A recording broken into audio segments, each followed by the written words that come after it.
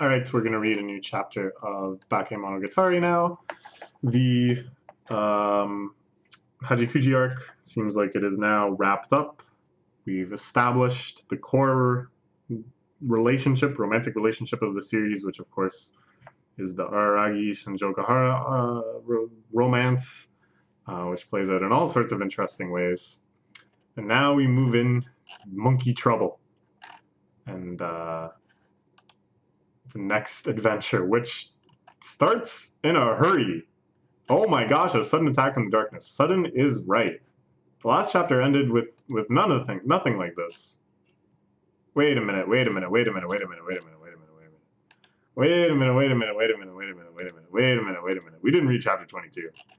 I'm an idiot. We didn't read chapter 22. Well, that was dumb. Okay, well, let's read chapter 22. Dang. Okay, well, we knew, I mean, none of this is really spoilers for me because I've already watched the anime and read the light novels, but still, I feel pretty stupid when I do something like that. Okay, so let's read chapter 22. It's the sequel. Should I say the gag for the Snail Oddity arc? And here we see the first depiction of the Fire Sisters, his two little sisters, Tsukihi and Karen, double body slamming him to wake him up. In the light novel, they show up here, but they don't really like actually appear. And I think in the anime, they're kind of glossed over. The scene isn't actually animated until Nisei.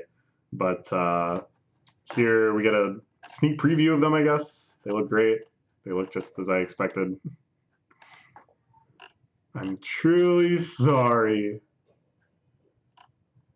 He managed to apologize.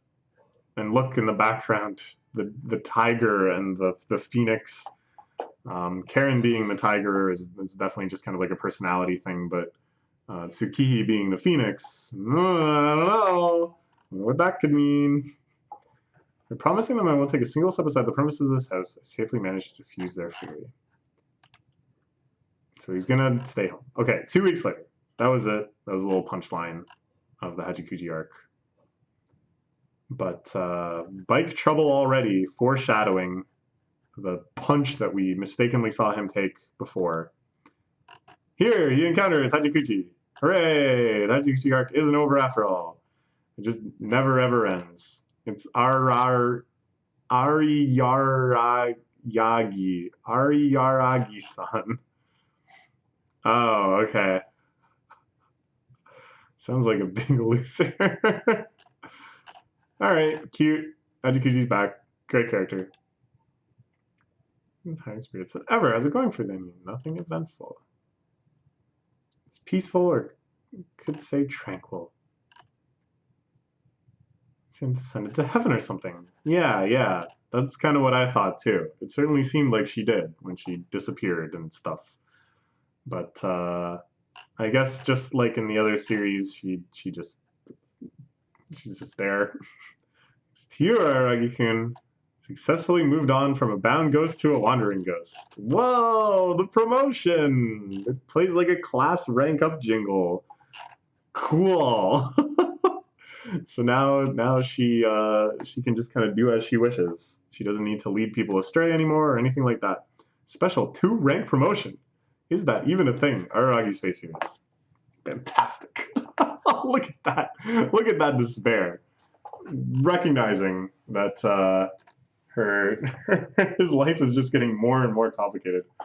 Irresponsible or rather half-hearted. Expert Oshino would faint if he heard about this. Oh, poor Oshino. And there's Shinobu lurking mysteriously. I'd love to read this as if I had never read Monogatari before. I somehow have that ability to not know what any of this means yet. Wouldn't that be great? Curious what the ghost in between a wandering ghost and a bound ghost is. This mysterious rank up. What's wrong, Araragi? You seem to be in a hurry. Well, from the time being. Efficiency exams are around the corner. Battle to test your true worth. Dang, look at how much effort is put into this one gag panel. Oh, great is nuts. Like, this panel doesn't depict anything in reality. None of this design work can ever be used again for anything in the series. Just this one panel, like a third of a page. Hey, I'm gonna draw it. That's what I'm gonna draw. The only thing is testing whether or not you can graduate. Do badly on this, things will turn out really bad for me. It's an inconvenient head. My grades are bad as well. We're the same. We're the same. Am I saying my grads are bad? Run away to the library, the cram school to study. Okay, sure. Study session at Senjo Gahara's house. The top scores even among my year. That's true. Hanakawa, of course, is the god of test grades, but Senjo Gahara isn't too far behind. Girl with the long hair. Wow. Brought me all the way back to my home while carrying the burden, which is me, on her back. I love the detail of the sign in the background. I'm not going to bother trying to read it, but it's definitely legible, you know? They made it that large to be legible, which reminds me a lot of like one of Shaft's kind of frame compositional styles, which is to have like huge density of information and complexity in just certain regions of the screen. The iconic example for me that I just absolutely love is in Sai's room in Hidamari's sketch. She has this poster that just has a ton of numbers on it.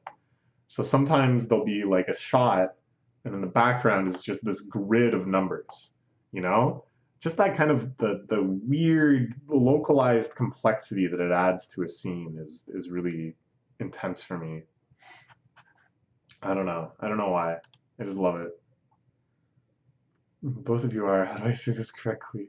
Being tied to a love contract. Am I right? Oh my god, her face here is so good. I think the depth of facial expression that O Grade is bringing through in this manga is perhaps even achieving or going beyond the level of the Shaft animation.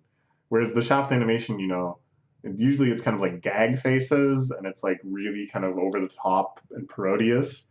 Here, they can actually get like a lot of emotive depth, you know? And it's just kind of like a reasonable face that you would have in that situation.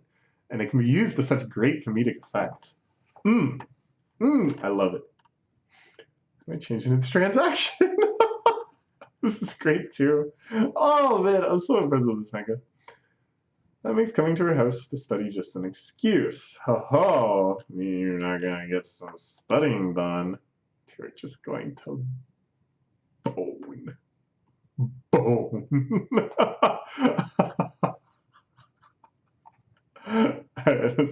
The finger movement is really good too. Visiting your lover's house during the critical moment decides whether or not you're graduating. That sounds plain suicidal to me. I mean, it's not like she doesn't have a point. I think Hajikuji is really out looking out for Araragi here. No, don't you think? She's got his best interest in heart. Smack is really good. Don't pounce on someone's non-existent slip up. And the battle begins. Summarized in one panel, but this was quite the fight, I'm sure. This is so good, the way it transitions back to just kind of like a normally framed panel. Araragi just trying to act like he's in a different manga. Be wandering around this area for a while. It looks like a snail! Look at that snail-esque map.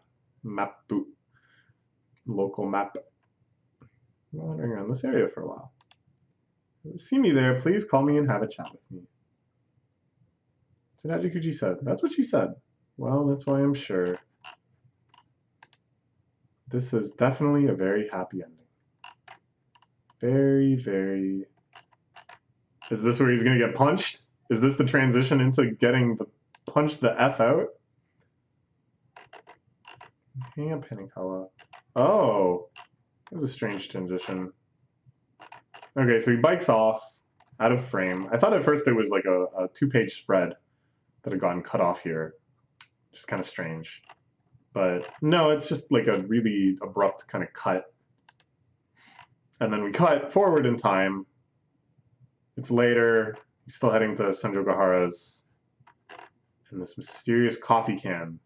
Again, just this hyper detail in just little spots of the page. I love it. I love it. But this, of course, means big trouble. Who is it in this raincoat? With this hairy arm and yet these feminine, muscular calves. Whoa!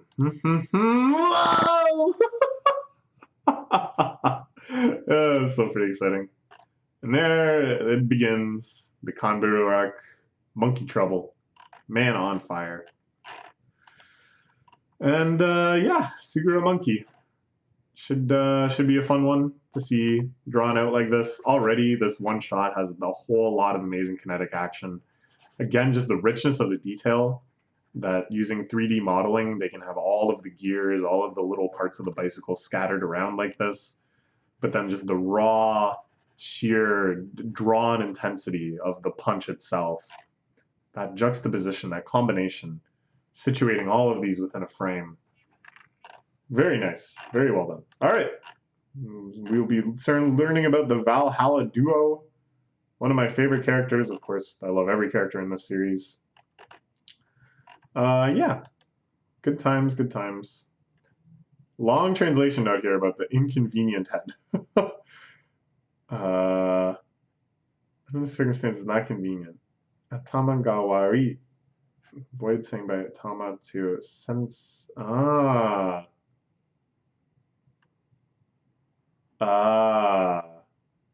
see. All right. The Kiryu. Yeah, I knew that one. Okay. So kind of a transitional chapter. Nothing too interesting or deep or meaningful happening in it, but more just kind of setting up the fact that Hajikuchi's still around and the next threat, whatever that strange being was that punched in and smashed his bike to smithereens, which we know because we looked at the wrong chapter first, is exactly where we will pick up next time. So look forward to that. We're almost caught up with this, which is exciting. Even though I've seen it all, even though I know what happens, I'm still, if anything, more excited now because I can anticipate very specific things and how they'll look drawn out in this fashion, which is great. Okay, that's all for now. Bye-bye.